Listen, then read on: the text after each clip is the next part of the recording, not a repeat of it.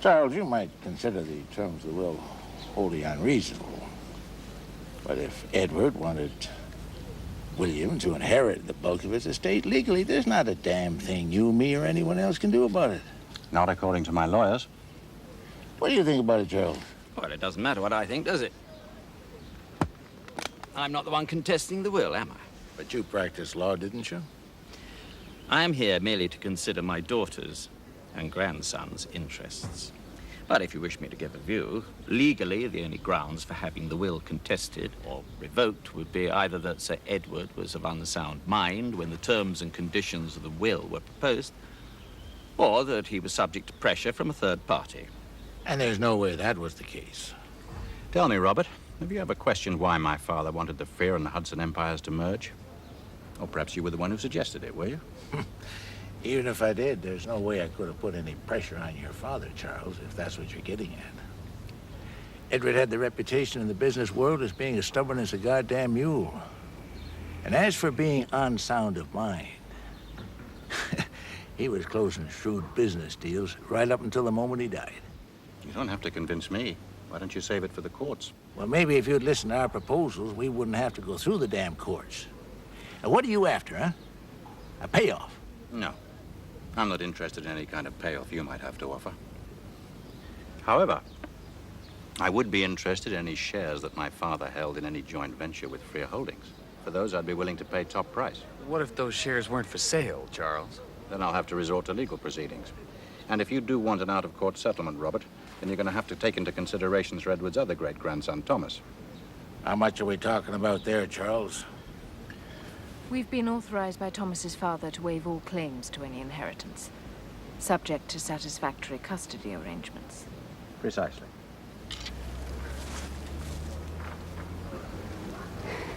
You can tell Thomas's father, my son isn't for sale.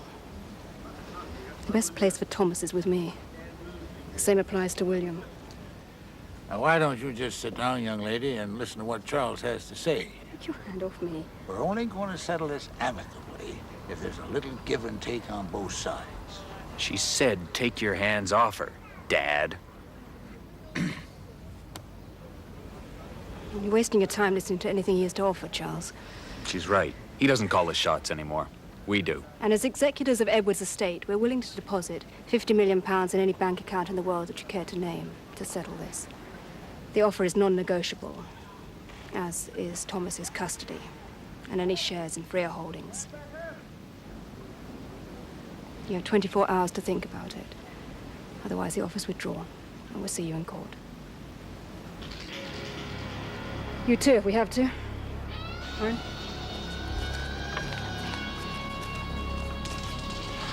Better go try and talk some sense into them, Gerald. I think someone already has. Well, you heard what she said, Charles. You have 24 hours.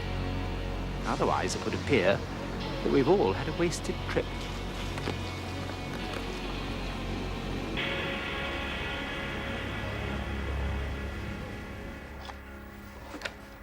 Ah, Pierre.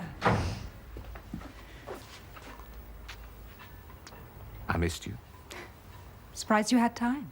So many meetings. Well, I can assure you business wasn't exclusively on my mind. I wish I could say the same thing. But with all this paperwork on my desk... Then I'll just have to sit quietly and watch you clear it all. And if I don't, you may have to go to the prize giving of the gaffers race on your own. Or I could always invite another guest. I'm sure someone like Laura Wilde would be available. And what exactly is that supposed to mean? When I arrived back from Paris, I stopped by at Leisure Cruise. Well, yes, I saw her myself this morning. Did she say anything about the Poelma Corporation? Yes, as a matter of fact. No doubt she tried to get support from you, too. In a charming sort of way. Well, don't fall for it, Pierre. She's feeling extremely threatened at the moment.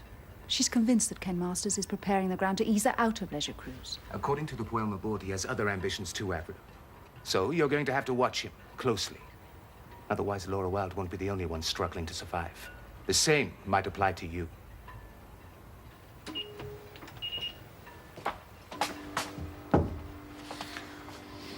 Admiral Redfern, good to see you. How do you, Master? Sorry I'm a bit late. I was held up at a board meeting. Ah, it's all right. Come on through. Thank you.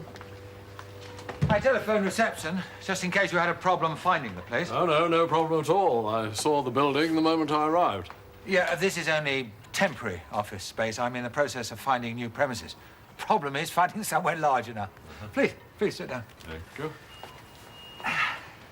I'm thinking in terms of about 200,000 feet. No doubt you're thinking in terms of the bank providing the funds. Oh, no, the company has all the capital backing it requires. As a matter of fact, I'm thinking of placing funds with the bank. With this investment I've just acquired, well, it could be a substantial sum. Well, that's good news. That's not to say I wouldn't want to raise extra capital, if needed. Anything particular in mind?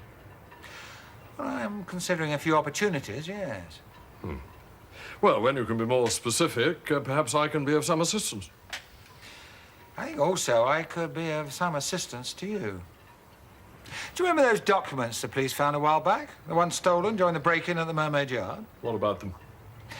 I had a phone call from a contact of mine earlier on. I think I might be close to discovering who was behind it all. That makes two of us.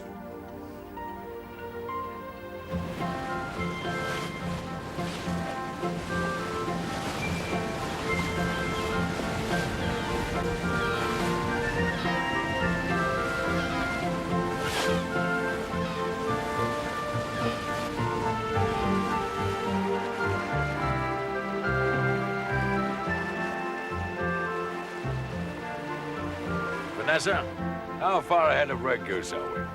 She's catching up on us, within quarter of a mile. Bill, set the other staysail. Aye, aye, Jack.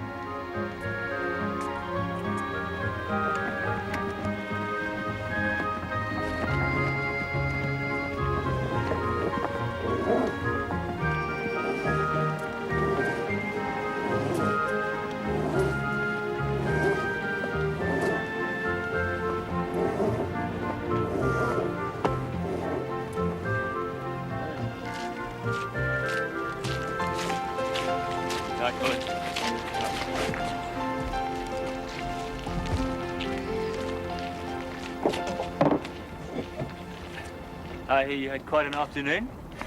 Yes. Only a few more days and she should be ready. Turned out well then. Missing the race. In many ways it did. I, suppose you've still got quite a few last-minute preparations. My list seems to get longer and longer. I don't suppose you'd have time for us to go for a drink together, would you?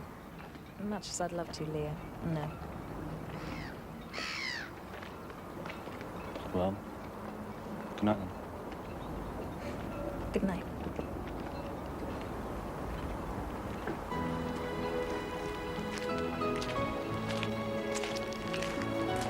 Leah?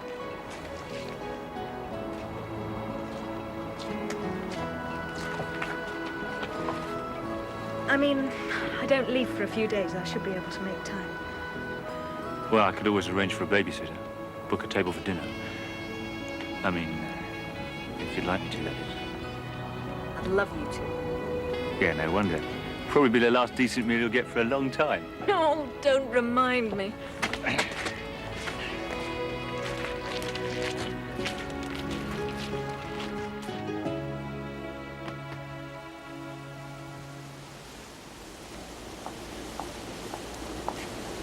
I'm really sorry that things worked out like this, Charles. Yes, so am I. Nice meeting you, Lynn. And you.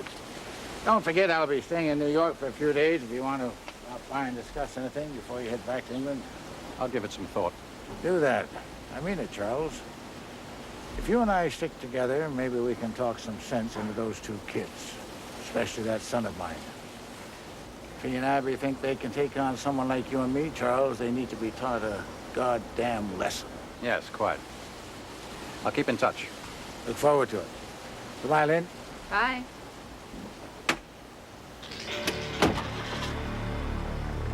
You're not seriously thinking of signing with Robert Hudson? No, I don't trust him any more than I do Abby and Orrin, or even Gerald for that matter. And what's the point of stringing him along? He could be useful. If he's genuinely broken away from Orrin, that is. I don't think there's any doubt about that. I'm not so sure.